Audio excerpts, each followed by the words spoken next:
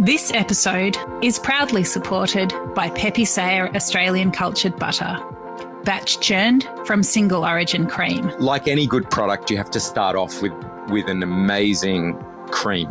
Like for us, it's the raw material that matters. So where we get our cream from matters a lot. So we can't just buy your average supermarket grade cream. So you need real cream. You need basically the stuff they skim off the top of milk at a farm. And to get that product, we have to go to the farmers direct. So for us, we have to source our cream very carefully. We travel a lot to different farms to make sure that the cream we're getting is the real deal from different areas of Australia. For more information, go to pepesayer.com.au. West Australians are known for being quite, relaxed bunch of people, and I love that. And I wanted to try and kind of tie those two elements together. So to have that fine dining element, but where it's down to earth and comfortable at the same time. We love chatting to chefs about their career paths, all the different twists and turns that work as a chef, a restaurateur can take. Today's guest started his career in Perth, did a bunch of time in Melbourne at some great restaurants, and he has now moved back to Perth to open his own restaurant. Or is he?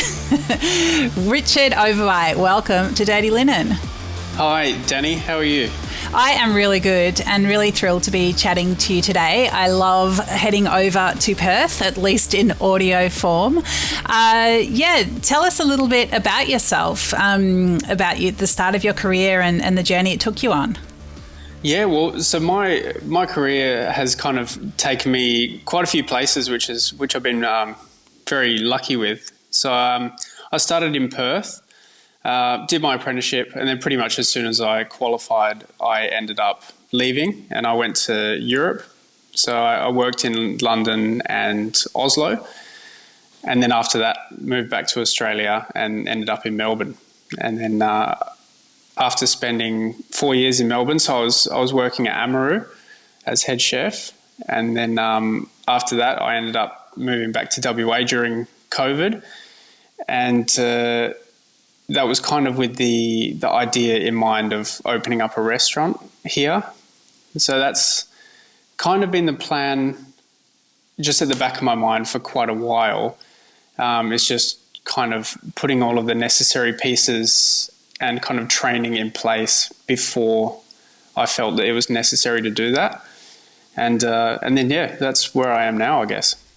Yeah, so interesting. So, I mean, you mentioned that you've wanted to open a restaurant for a while, or that's always been part of the plan for you. I mean, why is that? Is it that you felt that you had something to express that you could only do in your own place, or was it just that you felt that was just the natural fulfillment of your career goals? Like, why do your own thing?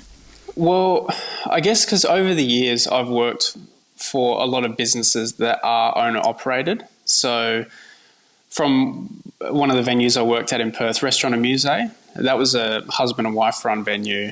And then the place I worked in London was a husband and wife run venue, and then to Amaru, and that's owner operated with Clinton overseeing everything. So I just kind of saw it as a kind of the purest expression, and not to say that there's definitely situations where taking on a position or dealing with other investors or whatever, you can still have your full kind of expression, but there is a lot of trying to please other people in that mix as well. So by kind of being able to make all of the decisions yourself, it is, to me, it's kind of more of a pure expression of what I see as a restaurant being. And I was lucky enough to eat at Restaurant and Musée, and I know that you cooked for me at Amaru. Both those restaurants, they are quite fine dining, degustation, very beautiful dishes, just very expressive. Is that the sort of food that you feel suits you the best? Yeah, absolutely.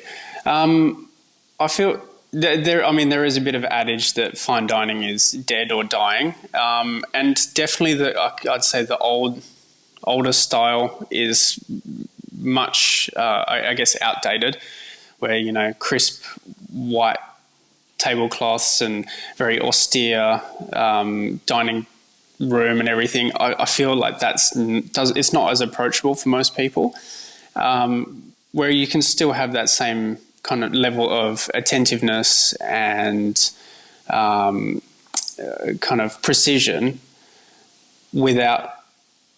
and making it accessible at the same time. So just kind of riding that fine line somewhere in there is kind of where I see it going. Yeah, well, I reckon I've been writing about food for a couple of decades, and I've probably written about 10 stories about the death of fine dining, but somehow it keeps resurrecting itself. I guess people always want those special occasion places, but I think it's also, I think there will always be an appreciation for chefs and restaurateurs front of house to be able to really express those pinnacle skills.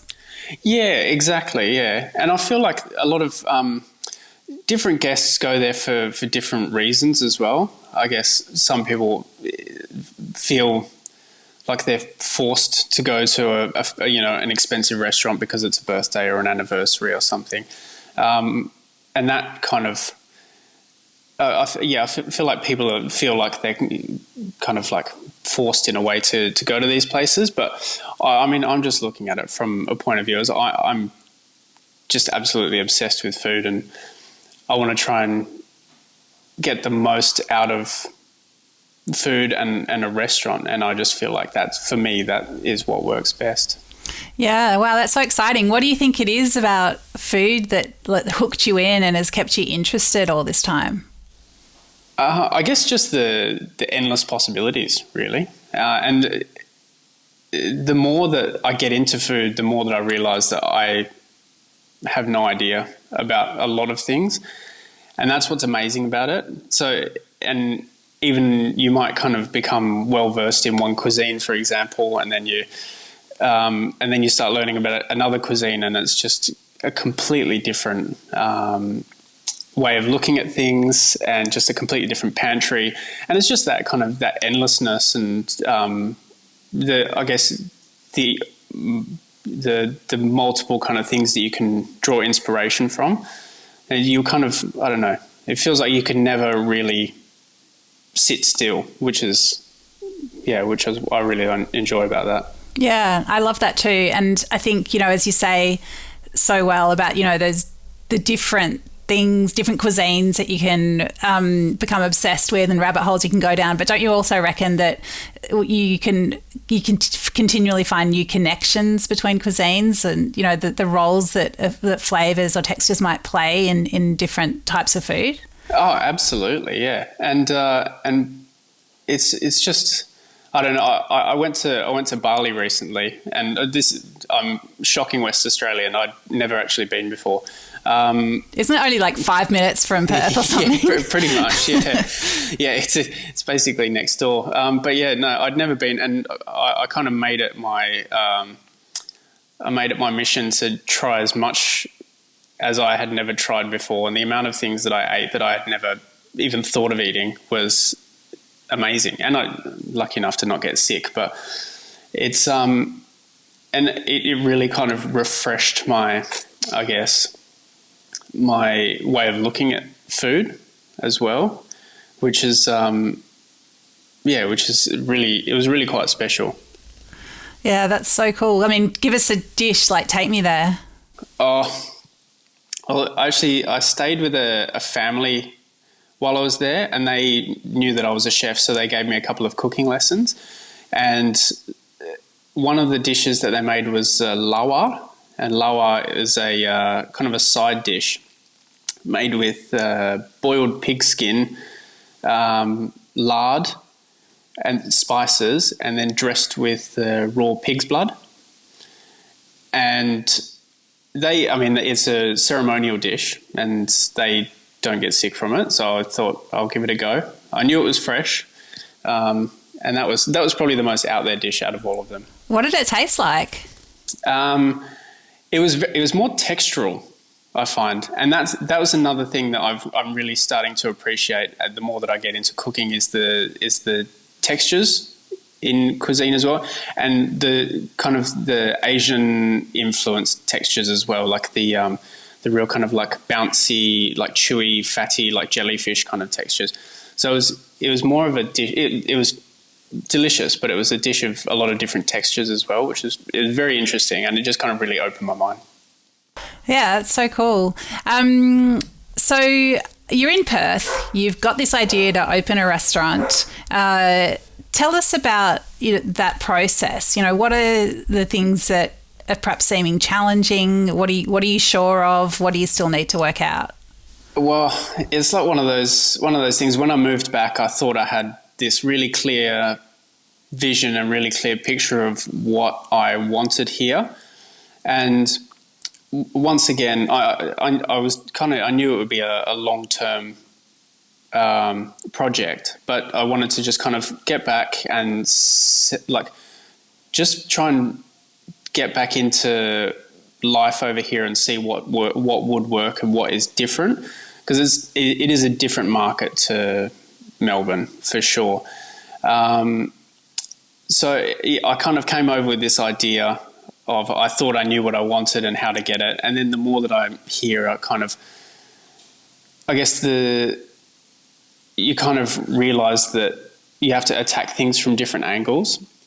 But probably the biggest challenge is finding the right space for the right price, and because obviously I don't have an endless budget. It needs to be at least semi-equipped space, but some of those that are coming along are just ridiculously priced. So to try and find something that is kind of in the middle is quite hard. But amongst other challenges, I've kind of trying to meet, I guess, investors, speak with like more small time investors. I don't want to end up going with a big group or something, and then I just end up selling my soul, basically. I'd rather just deal with people who have a passion, I guess the same passion for what my vision is, and to try and kind of work together with that. But yeah, trying to find the right space and trying to find the right people to work with, that would probably be the two biggest challenges. And I mean, have you found that clarifying in terms of expressing your concept as you try to, get people to come on the journey with you? Yeah, I'd say so, for sure. And there's one of those things, you might think that you have a picture in mind, and then what happened with me recently, I ended up kind of expanding my search. I was looking for a space in a certain region, and nothing was really showing up, so I ended up expanding my search, and I found a space which is not where I was expecting, but I just thought that it could work really well. And just being able to kind of I guess, pivot on your plans a little bit and to just try and keep an open mind. I think that was really helpful as well. And then you know that the people that you've been dealing with along the way, they can see whether something will work or not as well, and you can kind of see whether they believe in you or a certain idea.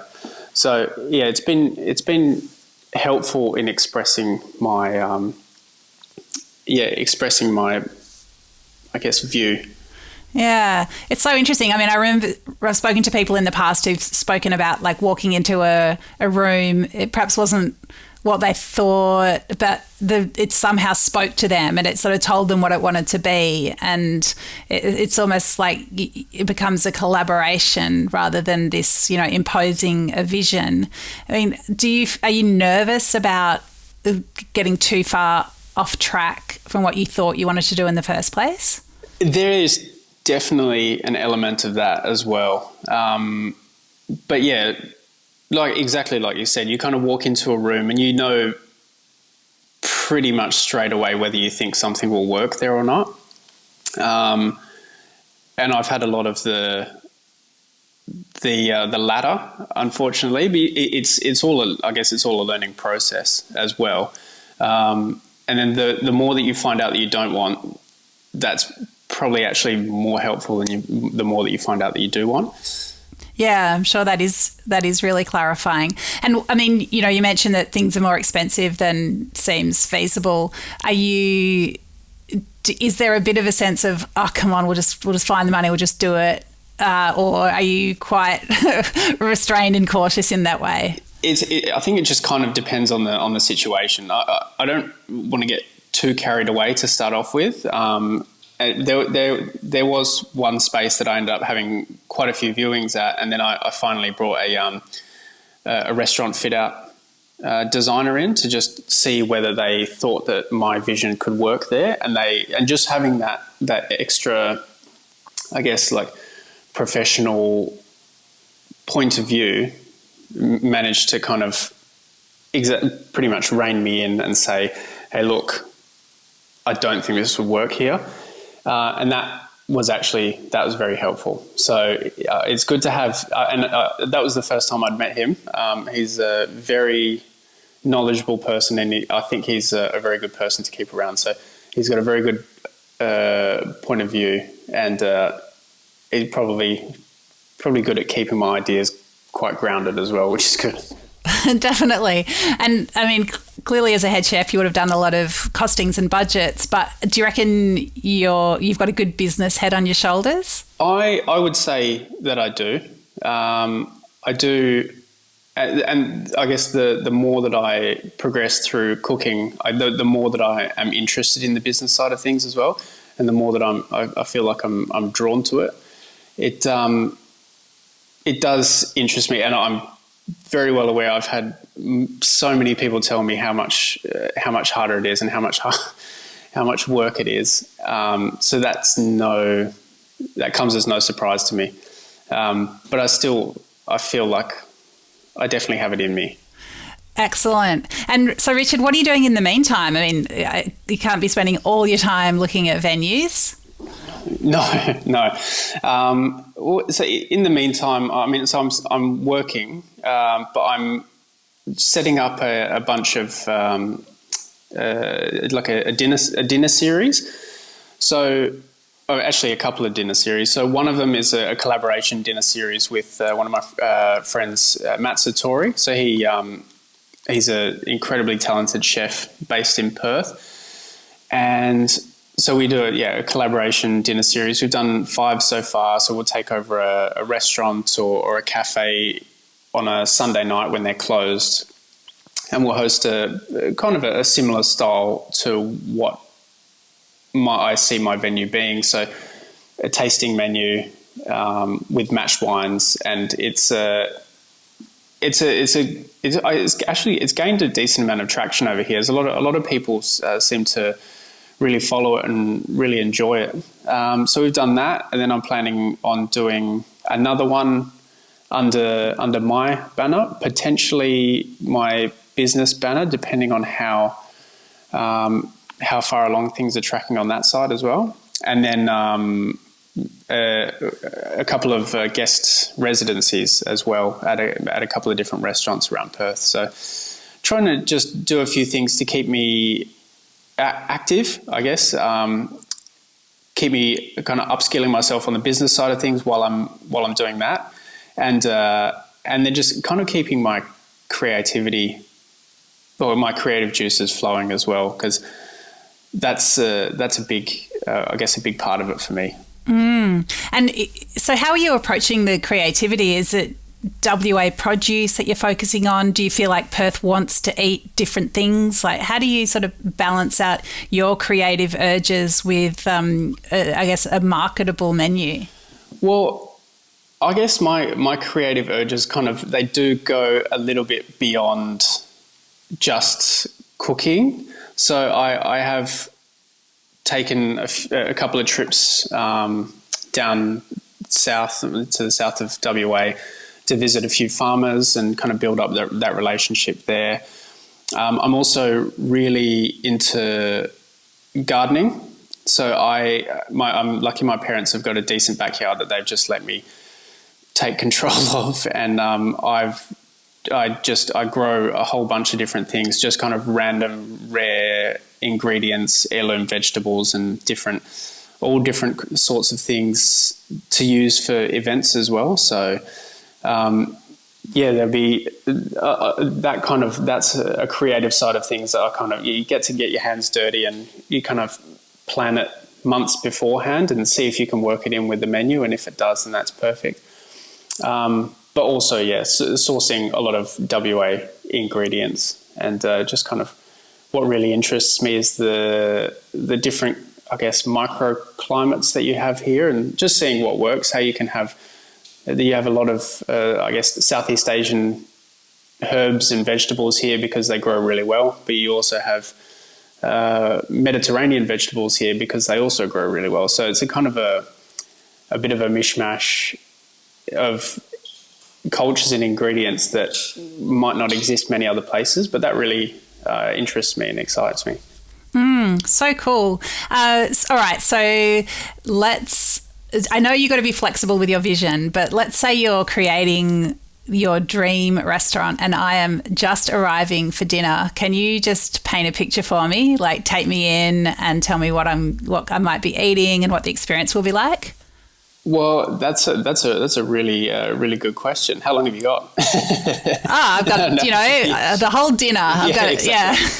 No, so I do really enjoy degustation or tasting menus. I feel like they can be a bit played out and sometimes a bit kind of you can lose people along the way, but they also can be really exciting, and if the progression's right, then I feel like they can really hit the mark. So, I'd love the idea of having a produce kind of table as soon as you walk in. So you walk in and you see exactly what's in season. A few different things that you might see throughout the evening. Like right now, pumpkins, quince, plums, and all that kind of stuff. And you get a lot of good herbs. WA is too hot to grow good herbs in summer. So autumn, winter, that's when you start getting the beautiful herbs in and everything. So you do get some fantastic seafood around here as well. So you might kind of work some beautiful rottnest scallops into the menu. Potentially some jewfish as well. And maybe, then you have the classics. You've got marron and Manjimup marron, and coming pretty soon, Manjimup truffles. There's a lot of things here that you can kind of work into a menu. But what's it going to feel like? What's my experience going to be like? I would say it's fine dining, but down to earth fine dining is probably the best way. So, I mean, West Australians are known for being quite, relaxed bunch of people, and I love that. And I wanted to try and kind of tie those two elements together. So to have that fine dining element, but where it's down to earth and comfortable at the same time. And your parents' garden sounds like a very good draw, but would you say you've moved back to Perth just because you always knew you were going to, because that's where family is, or is it at least as much about sensing that there's an opportunity there? A good mix of both. I'd say that there are fine dining restaurants here, but there really aren't that many, and the ones that are here are pretty much consistently busy all the time. And I would say, there's definitely a market here for it. But also moving back to see friends and family it was very important to me as well. I was actually quite inspired by it. So a friend of mine I worked with in Norway, he's from Nebraska. And he traveled around. He worked in some amazing restaurants throughout the States and in Europe. And then he ended up moving back to little old Nebraska to chase his dreams and try and fit a bit of column A and column B together. And I was always quite inspired by the fact that he was willing to do that, because Nebraska is not known for its food scene, but he's doing some amazing things there. And that kind of really pushed me to think that, hang on, although, you know, Perth is not known for its high-end dining scene, why can't I try and put them both together? And that's I guess that's the thing that's driving me. Oh, I love it. Richard, please stay in touch, because I want to follow your journey and definitely come to the restaurant once it's open. See if your fantasy description matches up to my reality when I get there. Yeah. But yeah, good luck in putting column A and column B together. I really, wish you all the best with that. Thank you so much, Dani, and thanks for the chat. It was lovely to have a chat with you. This is Dirty Linen, and I'm Dani Valent. We air the issues that the hospitality industry finds hard to talk about, hearing from different people with unique perspectives. We want to hear from you as well. If you have something that needs to be said about a topic, get in touch so we can include your perspective. Contact us at dirtylinen@deepintheweeds.com.au or hit us up on Insta @dirtylinen podcast. We can't wait to hear from you.